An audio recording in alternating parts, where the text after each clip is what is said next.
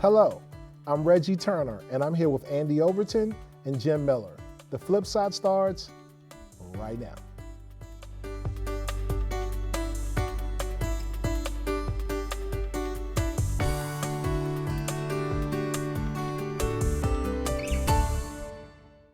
Welcome to the show. Well, the Cort Schmidt saga continues as the county commissioners requested his resignation and he declined. Jim, what say you? Well, first of all, I have a title for this segment because I think we're going to be revisiting it. Hereinafter, we are going to refer to this, and I'm not trying to be funny here, or maybe I am, as the Cort Case. You heard it here first, folks. Okay. That said, this can't be over. In his business, if he didn't see the clear ethical violation, then we've got bigger problems than just the ethical violation. It may have been extraordinary circumstances that led him to make the request. There may have been extraordinary circumstances that led the commissioners or whoever approved this, and by the way, that's a question that in my mind remains unanswered, to approve the request. But this can't stand. I think when we talked about this 2 weeks ago, the one thing that I said was there was a bit of arrogance in saying, I don't think I did anything wrong. Like I just felt like that was such a disingenuous statement, because anyone that has served on a board or anyone with financial securities license clearly knows what a conflict of interest are. Well, and I don't know about the boards you've served on, but the boards that I've served on have given me a piece of paper to that effect and say every year, Jim, please confirm absolutely that there is no conflict of interest that exists, that you will allow no conflict of interest to exist. And by the way, it's not necessarily just the actual conflict, it's the appearance of a conflict. And in this case, I think this qualifies on both scores. It appears to be a conflict, and it is a conflict. Yeah, Andy. I think that's a great point. And frankly, I think we have to unpack this a little bit, because there's several big issues involving him and what happened, as well as the process that took hold to get us to this point. One, he may not have done anything wrong, illegal, or in a financial market. You would know more about that. But it doesn't mean that he wasn't unethical. And the biggest question is, did he become unethical? Did he have an unethical action and that he knew about it? There's something to be said about saying, I had no idea what was happening. Here we are. Let me take responsibility. But I also have a hard time understanding how a person in his business would not know what was happening was unethical, if that makes sense. And so that's an issue for me. And then number two, let's talk about the Ethics Commission a little bit. They threw this back into the commissioners. For disciplinary action. That's right. So once again, we have the commissioners reprimanding their own folks. And I think that either we give the Ethics Commission the power to say something more than a reprimand or stop doing what you're doing. Those were the only two options they had. We either give them the power to provide some sort of a thing afterwards to be able to reprimand in a way that makes sense, or we don't, or they don't have that power. But throwing it back to the commissioners to say, now deal with this as you will on your own people, first I think is wrong. And so even though they asked him to resign, now what? He says no. It's a stalemate. Can they remove him? I don't know the answer to that. I didn't find anything that said that they could. So now what? What happens now? There's a commissioners meeting coming up. What happens now? And I don't have a clear indication of what the next step is. So we have an all-Republican county commissioners. So Yes. The Ethics Committee punted back to the Republicans to I police think their they own. had to. I don't think they had any other opportunity to go deeper or harder than what was on the table. So it's not that they punted it saying, we don't want to deal with this. What I think from what I've read is that they had the options and none of them fit. They don't have the deep enough power to say, not only was this ethical, now you must do this. Their options were limited and it didn't fit the violation. But let me just read a section of the report, if I may, to suggest how serious the Ethics Commission views this. And this is an excerpt. Because Commissioner Schmidt acknowledges his familiarity with the ordinance imposition of a duty to disclose and recuse in matters in which he had a direct financial interest, and had previously so recused himself under not dissimilar circumstances, and because he was well aware of his financial interest in the outcome of voting to fund the program, we are compelled to conclude that his actions in this matter were knowing and willful. Let me continue. Moreover, we find Commissioner Meinl-Schmidt's explanation that he did not know that his application was one of 26 as of yet unfunded applications unconvincing of his lack of intent or as a mitigating factor because his application was without question among the 100 applications, full funding for which he was assuring with his motion and vote. It's down a paragraph or two. We find in Commissioner Meinl-Schmidt's actions a troubling breach of public trust. That's pretty strong language in my view. It is, but what can they do about it? That's the problem here, is that they have all the power to make that and to have those statements and none of the accountability to say anything other than don't do it again. And that doesn't fit this violation. Well, and that's where I think we, the voters, come into play. And we need to email, we need to call, we need to make our voices known one way or the other. Okay, Sure. I know what my voice would say. Sure. But whatever your voice is, I think you need to make it known to the commissioners to force them to take action. But looking at this also from the standpoint that this was a distillery that is not open, Oh, great point. that received funding, that is not a restaurant, that will not be serving food, from all that I understand. Why was that application even approved in the first place? And does he have employees that he's supporting at this point? I don't know. So again, I don't think that it's just, hey, I did something unethical, I received some money. Let's talk about that process as well, right? And it's not that I'm not ready to jump on that train yet, only because I don't have all that information. I don't know what the process is. I don't know what the vetting process is. But you're right, that brings up a really good point. Who gets funded, how, and why? And was he funded because he is a commissioner? Right. That's the bigger issue for the public trust in my mind as well. I think if we're going to stick to public trust, that needs to be explored as well. Well, Correct. absolutely. Was there any type of quid pro quo between county employees and Mr. Meinl-Schmidt? And I'm not suggesting there right. was. And I'd like don't to think know. there wasn't, right? I'd like to think there wasn't either. But this is pretty odd. Sure. And you have to think that, I mean, and am I to understand that the other commissioners read that he was on this list and didn't ask him to recuse himself? Well, did they Am know I what to the list was? I understand- mean, am I to understand that the other commissioners looked at this list and didn't ask the economic development chair, who apparently had a lot to Small. do with this, Susan Small, about what the circumstances around it were? Am I to assume that even though they drove by Mr. Meinl-Schmidt's yet unopened business, they thought that it was an active and viable company that was deserving of this funding? I mean, there's so many questions. You know, another question I'll throw there is, were the commissioners negligent? Were they even paying attention to who was on the list? Or was this kind of a just business as usual and we're just going to go about our businesses, not really paying attention? Well, and you know, if to you those look businesses at, on the I list. remember sitting online one day that I had absolutely nothing else to do, and watching one of the live telecasts of a commissioners meeting, and there was no end to the questions about the thought process of raising the dump fees by like $15 for an annual permit, right? Right. No end. I mean, like, to the point where finally they concluded the session to take it offline or whatever the case may be.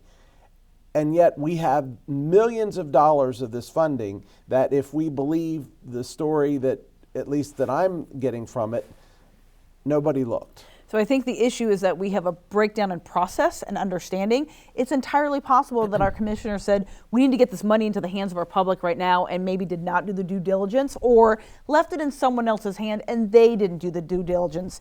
That's a process we can fix. But my point we is can. that okay, I believe that. Yeah. I believe that. But my other question is, how come they're due diligent on everything else when it comes to the $15 hike in the, but they're not due diligent on the millions of dollars. That's what doesn't register in my brain. That's not a bad question. And I think my whole point is you're right. We have to be able to fix the process for each and everything that we pass, that they pass on our behalf. And we need to have commissioners who know the difference between an ethical and an unethical statement, vote, and action, period. I don't mean to one-up you guys, but I still think we have a bigger problem. The bigger problem is we as a county do not have a mechanism to hold accountable public officials that have misrepresented us. Well, and That's the my Ethics exact point. Commission, That's the my Ethics exact point. Commission, as I understand it, is a relatively new thing for our county. Right. Okay, and it was, and its creation was precipitated on what? Potential problems that happened in the past. It sounds to me like we got some more work to do here. Because if the organization has no teeth. That's the whole point. They have if you read the document online, they have a fantastic document outlining exactly how they came to their conclusion. But if you, like you said, if there is no teeth, then what? Cort digs in and goes, I'm not resigning, make me. And the Ethics Commission goes, I can't, toss it to the commissioners. The commissioners say, you should resign. He goes, no, I'm good. Now what? We're at the stalemate because the Ethics Commission, like you pointed out, and you pointed out, has no teeth to actually create repercussions for the unethical violation beyond, don't do it again and you should stop. That's not enough. Well, and I agree with that. Now, playing devil's advocate Please for do. just a moment, I can see why those who established the Ethics Commission would initially provide them with as few teeth as possible, because there's possibility that these outside people can become political and then do things that are contrary to what the public wants. It's not what the public wants or doesn't want. It's what is ethical and what is not ethical. Well, but Plain and simple. There are very few things in this life that are black and white. Most Agreed. things Well, are along subject those Agreed. lines. But this is this is really quite the line, right? Does anyone, I mean, clearly the This Ethics one's kind of Commission, easy. the Ethics Commission in this case, while they didn't say he should resign, they might as well have, in my view. The commissioners, I think, did what they could initially, or at least an initial, to say, hey, Cort, you should resign. Right, sure. He declined, so now what's next? That's exactly right. So What now? in my mind, these are almost two, potentially three mutually exclusive tracks that we need to investigate. Mm-hmm. Number one, what happens to Cort? And how does that happen? Number two, who knew what and when beyond Cort? Because I'm not buying right. the fact that nobody saw this coming before it came. And number three, what teeth does the Ethics Commission have versus what they should have? And it would seem to me there's got to be other municipalities, other counties in the state or beyond the state that can help us make those decisions. Because I think there is a fine line between what teeth you provide an outside commission and how they can negatively impact should they so choose. Sure, yeah. We don't want to just transfer the ability to do the wrong thing to a third-party commission. Right. But Andy, I believe also the you got county- elected commissioner. This is largely a Republican area. What you did is not ethical. We have decided you're gone. Yeah, sure. No, and I get that, but there's always guidelines, right? You can't just have an ethics commission that says, well, today we feel this way. There should always be a set guidelines. But there's always ways around guidelines. Of course there is, because they're ethics, right? Ethics skew from gray to black to white, and we fall in there someplace. This case, however, is the textbook case of an unethical behavior, and I think we can all agree to that. The question is does it violate ethics enough to have him removed? And really, the question is, what happens now? I think most people understand, including him. He said, you should investigate this, right? I think I did something wrong. He just doesn't think he should be removed from the commissioners, from the board. The commissioners do. Now what? That's the big question. No, but his original statement was, I don't think I did anything wrong. That was what he was quoted in the newspaper. Right, but I think what he was saying, honestly, and I'm not defending anyone, I didn't do anything illegal, right? And now, I know, because violating the law and being unethical are two very separate things. You can be unethical and not violate the law, clearly. Right. The other thing that's disappointing is the Republican Central Committee hasn't been full-throated on this one either.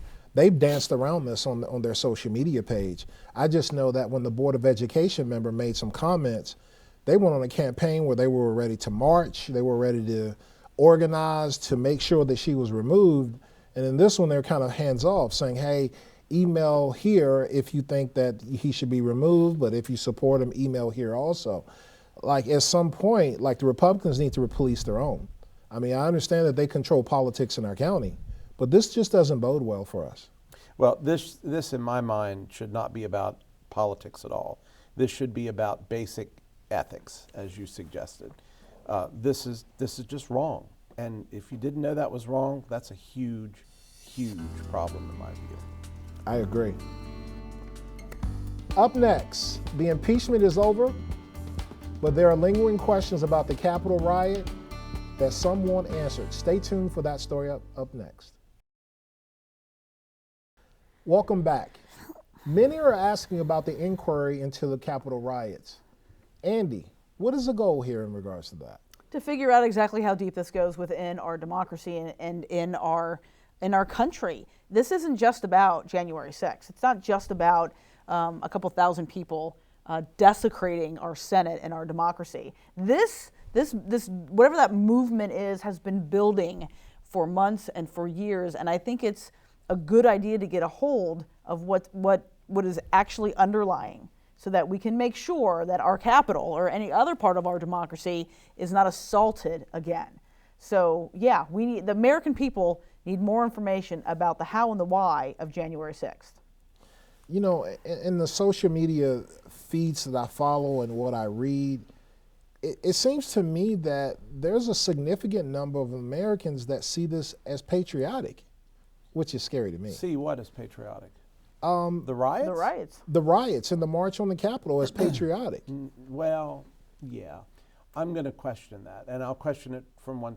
The problem that I see is that the people that have the opinions that are out there, whether it's out there to the right or out there to the left, seem to be the people we give the microphone to. Why is that? Because they make news. Because they make news, and when we make news, what do we make? Money. Money, right? Follow the money. Follow the money. Again, and I know that we live in a fairly, perhaps a very conservative area. I've not talked to anyone that thought that was a good idea.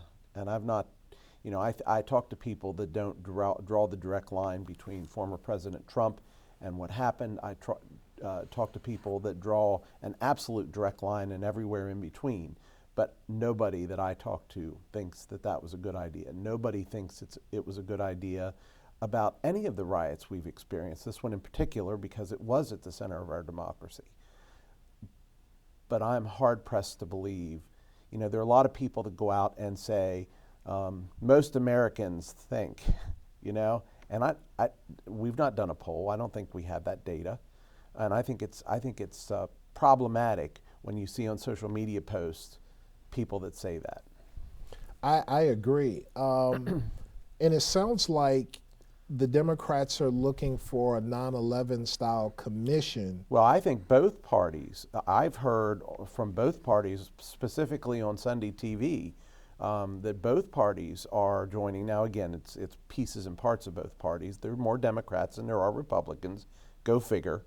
But I've heard from both parties that we need to see what's going on here at many levels. Yeah, I like full investigations, and if I think maybe we're hearing from more of the Democratic side because that's who is slightly in control of the House, and then split evenly, but in control of the Senate. So you may hear those voices a little bit more because they're talking points and talking heads on Sunday TV. But the bottom line is, I'd like, as an American citizen, a full investigation about how this came to be. I want to know about the breakdown of law enforcement. I want to know about who organized and where. When I see pictures from that insurgency and there were T-shirts made about that day, that tells me we didn't just happen to be walking down Constitution Avenue and came across, you know, this insurrection or this, if you want to call it a patriotic act. I don't call it that. That's not what happened here. And I want to know who organized and for how. And remember, you know, our country was built on this kind of thing, but we were always trying to break away from tyranny from another country or another portion. Not since the Civil War have we tried to divide our country in a way through force in that regard. And we can put some of the injustice and the social injustice aside just for 1 second in that regard.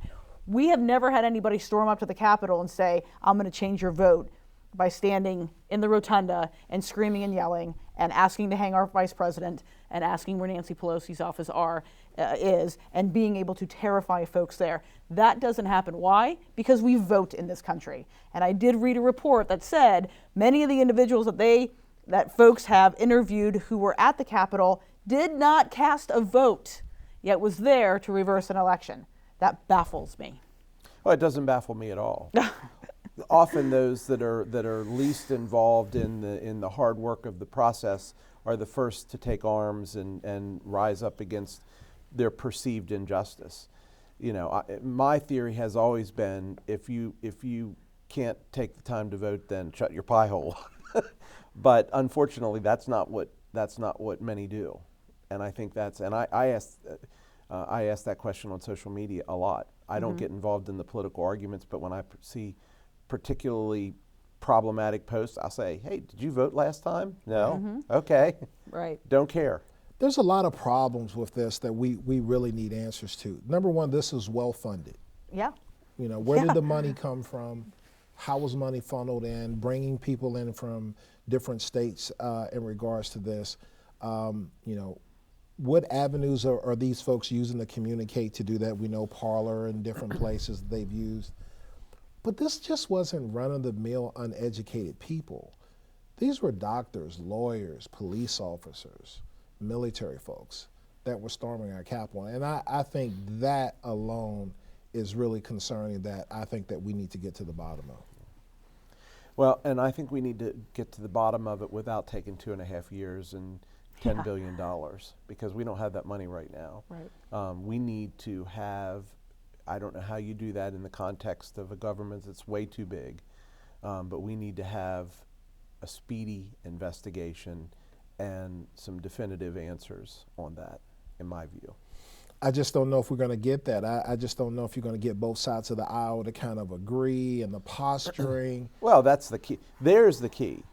You might get them to agree on a process, but the posturing will go on until next election cycle. And the problem is we're in never-ending election cycles. Well, we're right. already talking about 2022. Of course. So, well, is it any coincidence all of the increased social media and television television appearances you've seen our governor on? I don't think so. no. Well, Governor Hogan started this late last year with his book tour, right? Right. His virtual book tour. He's continued to up his presence. Yeah, I but look, guarantee you in a year he'll be in New Hampshire on a fishing trip. oh yeah, 100%. Yeah, without a doubt. But even before that, let's get back to this Capitol investigation, though. You're right. Let's see if we can cut down that posturing. Let's see if we can cut down this investigation. But they're not it does capable not of it. mean, I don't know. Things may work. Who knows, right? They've okay, maybe not shown that before. You're right, but we Either have party. to try. If not trying is not acceptable. I so agree. if it takes 2.5 years, while I think that is way too long to have this happen, it is better than not doing it at all. So yes, there has to be an investigation. An investigation can take a while. An investigation has to be deep. You have to go places where other people don't want to go, and that takes more than a couple months, obviously. I understand that's not what you're saying. But if right now the only thing I have as an American citizen is to take 2.5 years if I had to, I still want to get to the bottom of it, period. Do I want it shorter? Sure. Is that going to happen? Maybe not. I still want an investigation. I agree. We need an investigation. I'm not hopeful that we're going to get some agreement that it's going to be short, because there's always an angle in regards to who you need to rile up for the next election. So Entirely possible. So Madeline Dean, who is a representative from Pennsylvania, talked about having an investigative commission that was, quote, not guided by politics, but filled with people that would stand up to the courage of their conviction. Yeah, that's great lip service. I hope she means that, and I hope we can find that. I think it's going to be critical, because guess what? If it drags on, then the people that could be swayed by the outcome are going to have lost interest. Because one thing for sure, and getting back to the conversation we had about the Cort Schmidt story locally, we have short memories We in have this country. very short We do. attention spans. You're absolutely right about that. So, Andy, what's your prediction? What do we get out of this? Well, we get a report, but you're right. Depending on when it comes out is whether it sways everyone. But I'm not sure that I need a report to sway anyone. I need a report to tell me the truth. Right. And I But think if that it doesn't sway anyone, then nothing is going to change. And the report by itself is not good enough. We need to understand the failure to protect our capital. Forget Right. about those who planned it. The failure to protect our capital Right. is as concerning to me. And guess what? What do you think our enemies thought about when they saw that whole thing unfold? Yeah, that's a whole thing. Let's get back to what you said earlier. You said just now that unless you sway it, unless you're swaying opinion, what good is that report? That report can be used then to bring money in from different areas, to shift stuff around and make the capital safer, to understand how deep this insurgency goes. That information is worth something. And even though it may not sway the American people necessarily in elections, it may sway senators, it may sway House representatives to get on the ball and actually understand what's happening within the country outside of Washington. I think it does more than just sway votes in an election year. It provides information and context for the next bill cycle and for the next opportunity for us to secure our capital. But the problem is, if we're going to cure this divisiveness that exists in this country, you're going to have to start swaying some votes. And if we lose the attention span of the American people, right now, I would like to believe, and I have no hard facts to back this up, but I would like to believe if you show me a piece of paper that's orange and say, this is orange, we're not going to be able to argue about it. And spin notwithstanding, I think if we have a thorough investigation in a reasonable time frame with publicly available results, I think you can sway some people. Whatever way that investigation comes out, I think you can sway some people. Because let's face it, the Republicans can't win on their own, the Democrats can't win on their own. We're all working to get the votes of those independents. Right. So the idea then is to not actually ever solve the divisiveness in this country, because our democracy is built on two people arguing over a point. No question about it. But we can close the gap.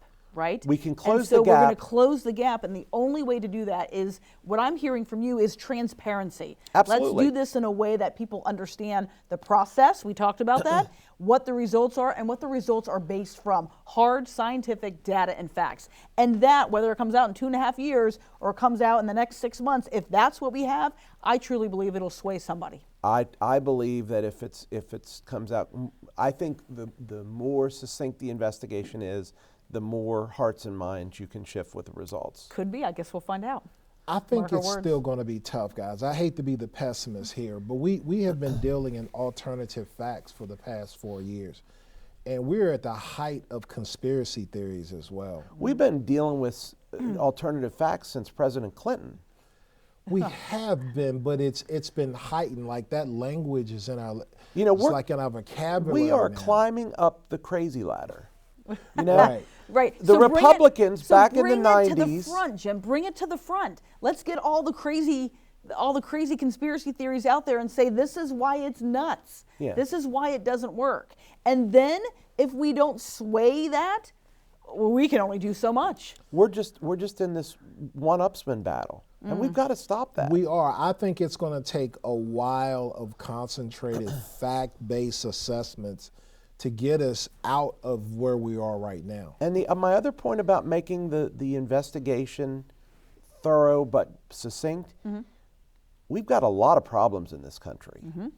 The fact that somebody stormed the Capitol is among those that are very concerning, but there's a lot that are concerning. Right, because the underlying reasons of what's really bubbling isn't just about storming the Capitol. It's also about all the other hurt that our country is going through. We need to find that vein. And those people that truly believe there was a problem with the election process, until you show them incontrovertible facts that there wasn't, and again, there's going to be some that's going to say it was a sham regardless. We can't control that. But there are minds that can be changed if, in fact, if the facts show one way or the other. Yeah, part of the problem with that, though, is that there are people out there that have created this myth of election fraud, and they want to make access to voting tougher on minority communities for them to feel better about election security. And that's something that I have a problem with because, you know, a lot of these minority communities where the votes came in last, that is because, you know, these are the communities that have the least amount of resources. Right. These are the folks that stand in line the longest and they can't get in and out of facilities like those in other communities. So those votes are always counted last. But we're in a period now that we are becoming a majority minority community where these numbers aren't going down, where black and brown communities, you're going to see more and more of them voting. And we really have to address that fear too, that many have in regards to those that don't look like them that are becoming more engaged or part of the process. And I struggle when people are trying to assert fraud to the most disenfranchised communities as well. Well, but are they, see, and I didn't read it as they were asserting fraud to disenfranchised communities. I read it as they were asserting fraud to those that were running the elections.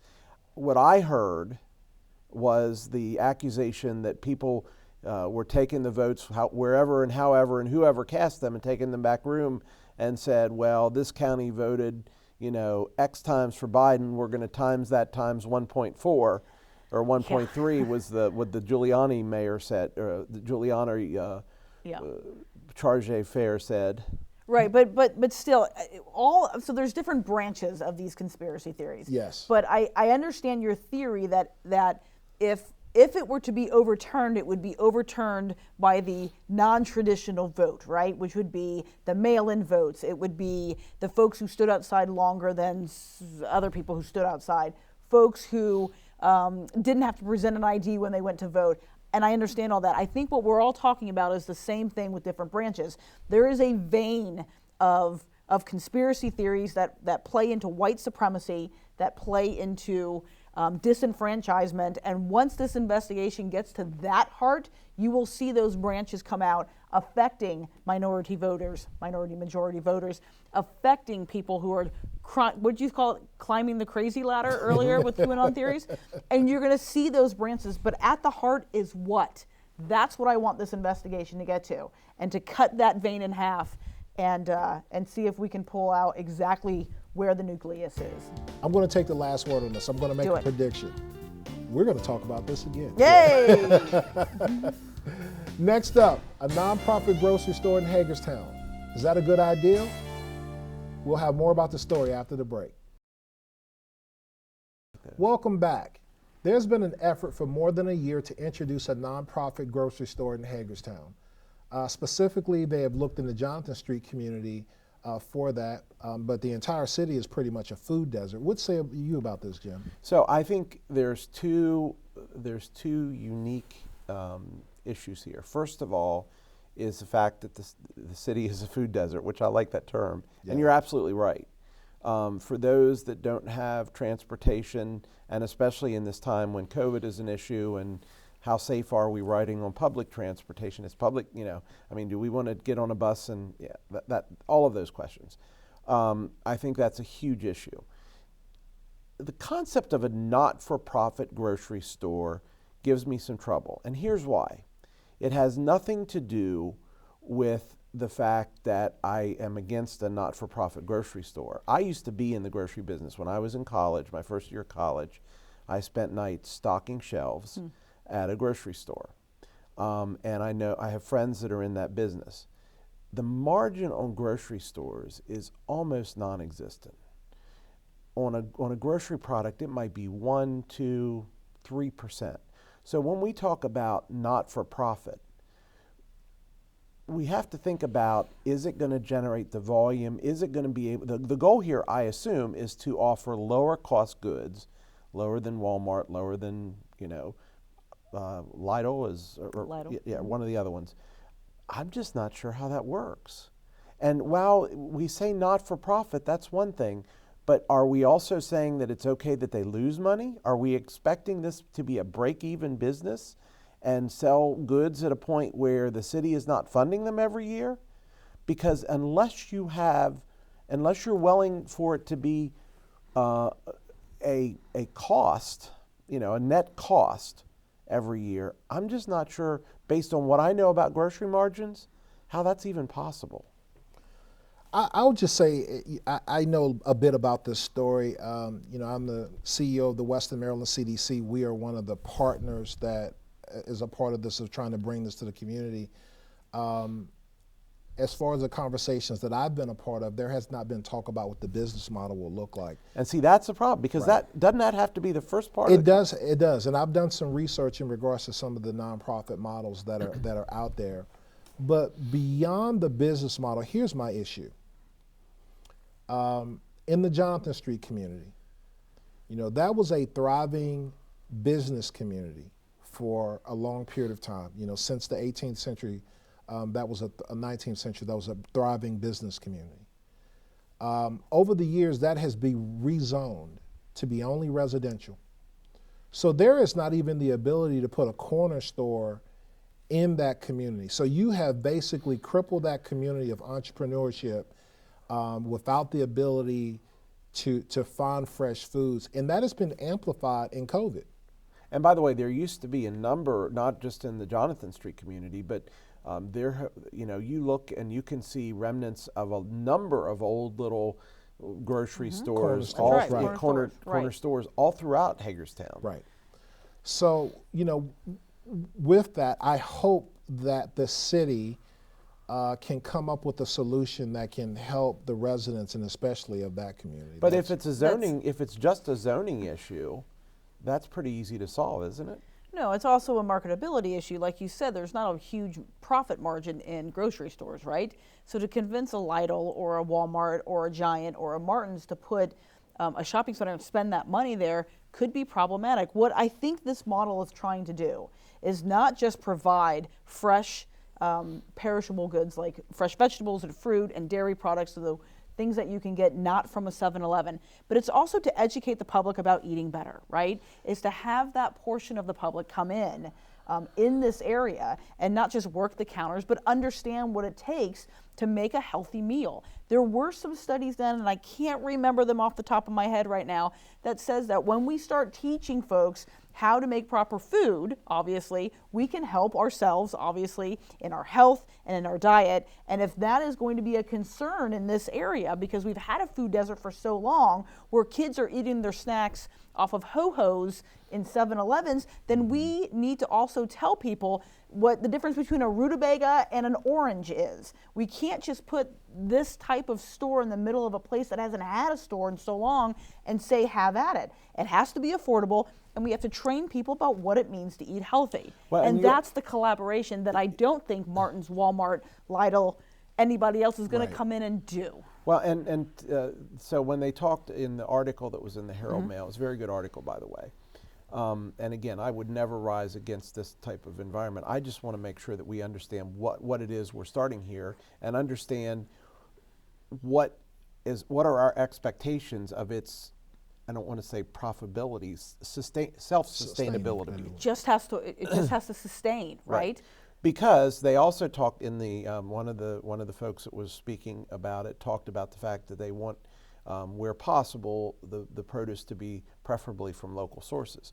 Well, when you and I go into Martin's or Wise or whatever grocery store we go into, what are usually the most expensive items?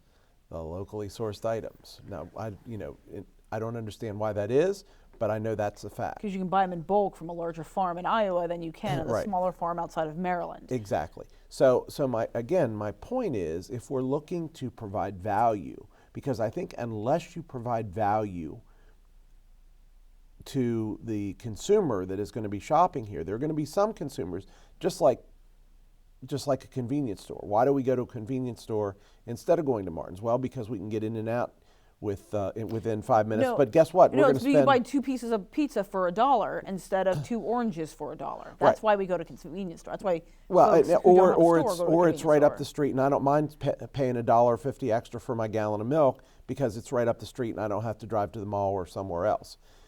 But I can't process the business model, and I would love for somebody to explain to me what the business model is. We should have somebody come on the show and talk about this. I think we should get a hold of our Goodwill folks. Brooke Grossman? That'd be a good idea. I think that's a great idea. We could do Well, that. there you go, folks. Absolutely. Providing resources. There's a number of ways that this could go in regards to a business model. I believe there's a nonprofit model that I researched. I believe it is in Texas that has where the community has ownership of it, where they're able to buy shares. That resonated with me because it also gave residents the ability to invest in their community. And obviously, in this type of model, you're not building, generational wealth through that, but it is, along with teaching individuals how to cook healthier meals. I think being able to invest in your own community is a beautiful way to go, because I think you can change things more so than just meals by having a model where you can invest back into your own community. Then you have people taking more pride in their community. You have people saying, well, wait a minute, I have ownership in that store. You're not going to be loitering out here. You have a self-policing of the community that comes with it, and community pride that comes with something like that. I just think that we're in a day and era where we have enough talented people. You have Meredith, with their bold goals for 2030 of losing 1 million pounds. You have all these resources with Goodwill, CAC, the Western Maryland CDC. You have all these organizations that are coming together to make this happen. I think you have enough bright people in the room to make this thing work. And the bottom line is we have to get healthier food options into our community for folks who can't sit on a bus, who don't have a car. Yes. And we need to teach people what that means and why that's important. And we have to do this right now. We can no longer wait another year. We can no longer wait 2 years. We have to start moving on this now because people's lives depend on it. And if we are serious, if our city council is serious about giving back to the very community that elected them there in the first place, we need to move right now. Absolutely, I agree. There you go. Anything from you there? I would love to see it move. I just want to make sure that it's going to meet the goals. Of course. And that is my only hesitance in this project, is the fact that I understand grocery margins, and I just don't see how it can be self-sustaining. And I don't see, and part of what you're going to have to do for the community is you're going to have to change your buying habits. And that's a lot more difficult than what you might think. I'd like to see it try. Hey, if we can make this happen. We get a lot of smart people in this town. Okay. Again, I'm not speaking against it at all. Yes, sir. Well, I think this is another topic we're going to be talking about again. I'm pretty certain about that. Up next, 3 panelists, 5 topics in 10 minutes. Stay with us for Fast 5. Welcome to Fast 5. First topic up. Cuomo aide Melissa DeRose admits that they hid nursing home data and the feds wouldn't find out. Andy, what say you? You look scared. You look scared. Yeah, it's called making ethical decisions. I mean, let's be transparent. Let's help as many people as we can. And when you're wrong and a strategy goes bad, you admit it, you go back, you fix it, and you don't risk lives on it. Plain and simple, this smells bad. Yes, Cuomo was giving this long press conference, as he normally does, trying to explain this away. I think I fell asleep on the couch, and I don't think I've heard any of the points he was trying to make. What say you about this? I'm reminded of a book. Power tends to corrupt. Absolute power corrupts, absolutely. And I think some of these folks think they have absolute power. And guess what?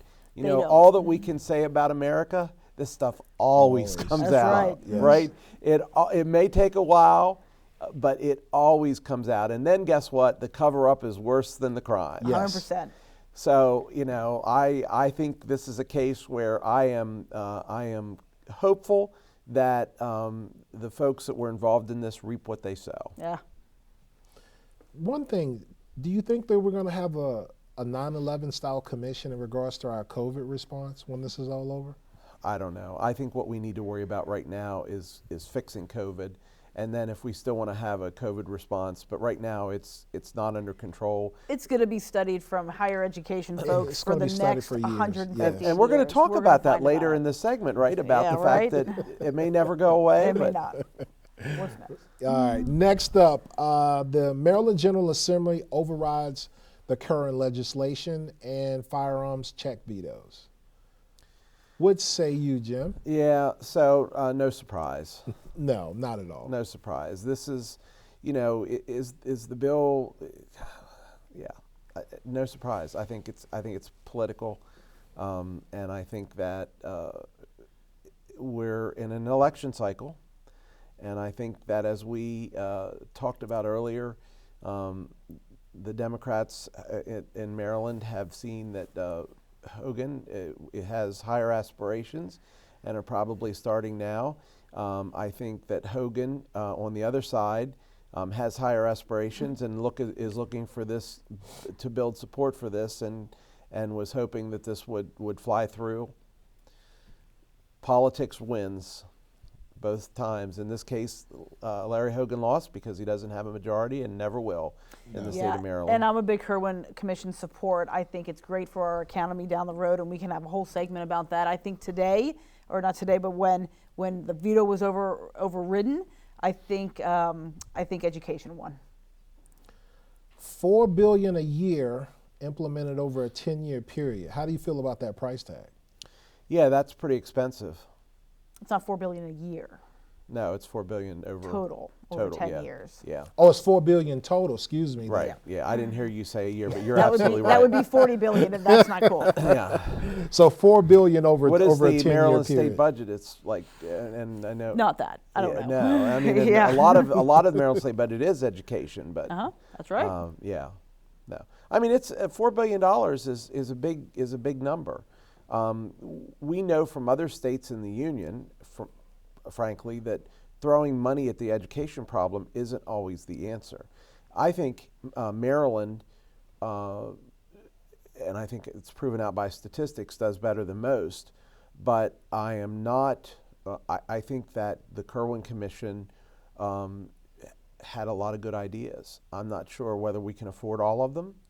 But I think there are a lot of good things in that report, and I think particularly Dr. Kerwin, who, as we know, was the former chancellor at the University of Maryland. I think he's an incredibly smart guy, and I think the panel that he had were filled with incredibly smart people. So I don't think we should. Yeah, I'm not. I think we need a whole segment on the Kerwin Commission. In the yeah, report. we do, and we've had one in the past actually, but it's time to revisit that. Bring some educators in and let's do it go. out. Yeah. Maybe bring Kerwin in. Oh yeah. if you I can got do his that. cell phone. All right. Okay, here's our funny of the day. Lawyer gets stuck in cat filter during a Zoom trial. And proclaims, "I'm not a cat." No, did you see that, Andy? No, it was brilliant. And I just think that sometimes when you're sitting around and you have your iPad or your phone up, and all of a sudden that kind of video comes up, you go, you know what? We're all human. We all make mistakes.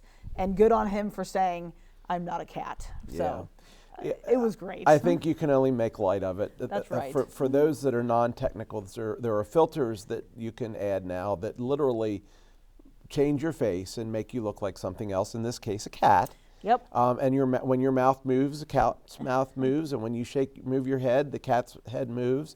And there's all kinds of these characters out there. They're on your iPhone, they're on your PC, they're on Zoom, YouTube, or not YouTube, but on Zoom, on Teams, on all of those, type of applications, and it's just funny. Listen, it's going to be the new "my bad." Instead of saying, "Oh, my bad, I messed up," you're going to just say, "You know what? I'm not a cat. I'm sorry. Whatever." Well, we all try to use these green screen backgrounds, Yes. but we don't have green screens in our house. And we end up cutting off half of our face because whatever it thinks it's misreading. That technology, while it's come a long way, is certainly not perfect. It's not. We are not CGI experts. No, we're not. Teams has a thing where they have a together mode or something like that, and it looks like you're all sitting in like a classroom style thing in at tables. But the problem is, Reggie might be, depending on where you are, sitting in reference to your camera, you might be this big and I might be this big, or Right. vice versa. Sure. And it's just weird. I feel really bad for him, right? Because I remember I bought one of those green screens that you slip on your chair and it's up in the back. And I bought one, and I was going in and I was playing around with it before I had a Zoom call. Same type of thing. The call was about to start and it got stuck, and I had this background that was really crazy. But I was able to get it adjusted before, the call went live. But I felt for him, and just the way that he was acting, like I'm sure he was embarrassed, scrambling, trying to figure this out. I was like, I'm not a cat. It was just the reality is, and we can have a whole segment on this too, but with cameras on virtually every piece of electronics we own nowadays, you really have to be careful. Oh, of course. You really have to be careful. And we could have a whole segment about crazy things that have happened on Zoom calls. Well, I had a situation where a friend, was on a call and stepped into the shower, didn't realize his camera was on. There you go. Hey, buddy. Luckily, there was nothing that we probably shouldn't have seen. But just stop right there. But just the reality is, it could have been. It was the art of the folks, possible. if you Google that, you'll find a lot more funny stories. Trust me. Yeah. All right. Next, this is topic 4. Trump hopes to reassert himself after second impeachment acquittal. Already started. Yes. Then started. Started today. Yeah. And it's not going to end. And Actually, it started right after the acquittal because he came out with a lengthy letter. That's right. One of the things that has been our tradition in this country, and leading back as far as I can remember, which is really, I guess I should say as far as when I started paying attention, which was probably George H.W. Bush and Clinton and so forth.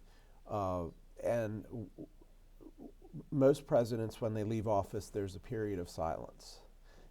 We're not going to see a period of silence. Is anybody surprised by that? No. The question for me is, can he reassert himself? And I think, frankly, for those that love him, he will absolutely be successful for that. I don't think the people that hate him are going to hate him any less. I don't think he's going to win any hearts and minds. If he does it in a way that he provides something positive, I'm all for it.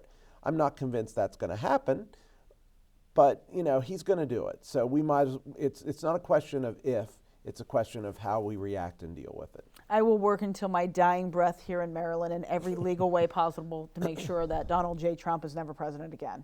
Well, I don't think he's going to run. I really don't, and I know or a lot hold of people any do. other office. I don't think. What other office could he hold? Oh, who knows? He can run for senator. He can do whatever he wants. Okay. I mean, he's a free man in a free country right now. That's right. Well, I think that number one, leading up into this past election, it was shown that Trump was not a kingmaker.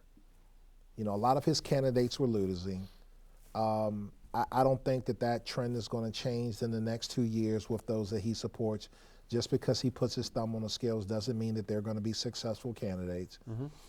Maybe they will primary, an incumbent that didn't agree with him, but that's still going to put them in a position of running against probably a moderate Democrat and losing in some of these elections like we've seen. So I am certain that he is going to make a lot of noise and continue to do so. I just don't know that it's going to be effective. And he's going to be mired in legal battles, so there will be periods of time where he'll have to quiet down and not say anything, like doing this impeachment trial. I would honestly be willing to bet he's not even going to be mired in legal battles. Oh, I don't know about that. I will be shocked, and I could be 100% wrong. I think you are. I think there will be legal battles. Now, how deep it goes and how far it goes, who knows? But there will be absolute legal battles.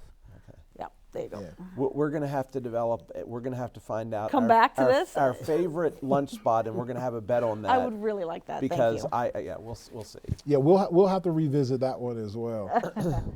So last topic of the night for the Fast Five: virus may never go away, but could change into a mild annoyance. Well, and is that not what? And I don't mean maybe you were going to throw to her.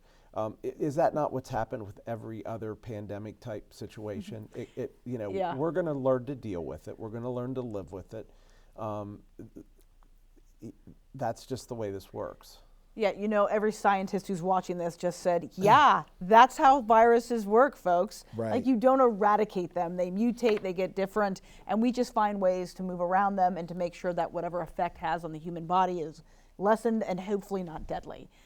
That's why we have flu vaccines that only cover a certain amount of the flu viruses that are out there. Right. That's why we have to get it every year, not because we may not have a booster, but because it changes and it mutates, and we have to make sure we keep up with that. Right. This is no different. Yeah. Yeah, Think about 100%. Think about the vaccines that kids have to get before they go to school. Right. Those vaccines were predicated on the fact that the disease that they are protecting against was, deadly or Sure. extraordinarily problematic. And this is going to be the same thing. That's exactly right.